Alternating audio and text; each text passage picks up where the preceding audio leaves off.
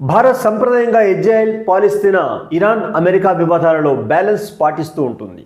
కానీ ఇప్పుడు ఇజ్రాయెల్కు పూర్తిగా మద్దతు ప్రకటిస్తున్నట్లు ఇరాన్ మీద దాడికి కొన్ని గంటల సమయం ముందు ఇజ్రాయెల్కు మద్దతు పలకడం అంటే ఇరాన్ను దూరం చేసుకోవడమేనా?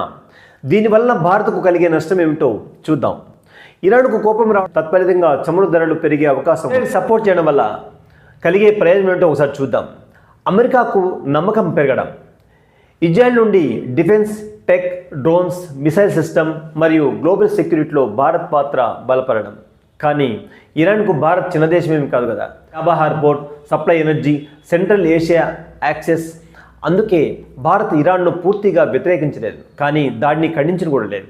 కాబట్టి భారత్ ఇప్పుడు వీక్షకుడు కాదు, ప్లేయర్ అని గుర్తుపెట్టుకోవాలని చెప్పకని చెబుతోంది. ఈ నా విశ్లేషణపై మీ అభిప్రాయాన్ని తప్పక తెలియజేయండి.